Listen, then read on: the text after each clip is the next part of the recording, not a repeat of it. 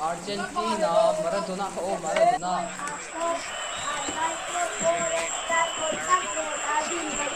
Không chứ sao đấy? Sẽ chạy qua đàn kia, sai giờ hô là chuan, chạy ca hành lang Ông lôi, chuyên cổ hòa lắm. mình bị chuan lao đồng kia, sai giờ hô là chuan cho đàn lạc định chuan. Tục kêu cái bên gì không là cái. Sẽ chạy phụ tổ và hút hỏng. Vậy thật cô ảnh lại cô là sẽ chạy tổ các nền có năm bảy kia, sẽ chạy qua đàn kia, sai giờ hô này sao? Nghe, con sẽ lấy cá đi kèm rồi, lâu tới về rồi. Ông ăn lẩu lệ khai gì? Kịp cô, anh đi nào đâu bằng hơi bình chi phiền nên nào. Lệ khai gì chơi chơi nắng đi tô hóa biết rú. Vốc vốc thì nó bằng anh hi. Nó là hi rồi lẩu lệ miếng phun không á. Đúng. Đi kia, đi chạy lên. Đi lên hôn lại, đi lên đi cùng lên. Yes. Rồi. Chia ta. Yes. Rồi lên. Sang đi. Nắng. Rồi.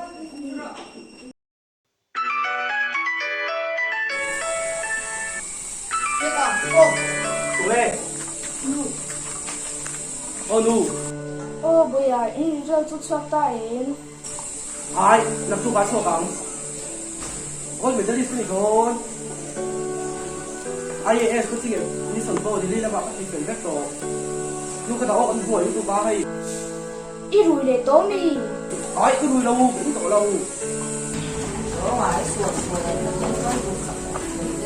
em phải thiên mổ, thiên ông mì tùng đủ để tính mặc vào yêu yêu gì.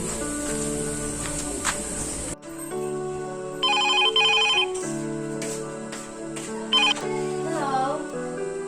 Ô đây mày. Niki, khai như là bị đúng chưa?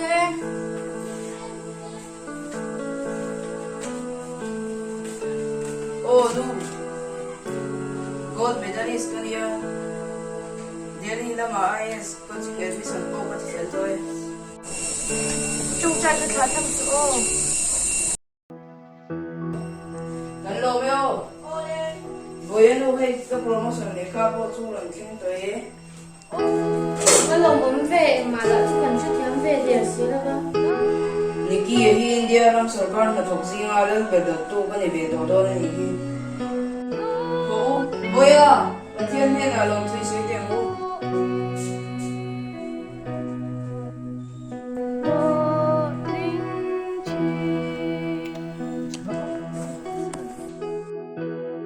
Emmanuel Shazera, IAS, was arrested for corruption of rupees 500 lakhs under the scheme of PMJBK.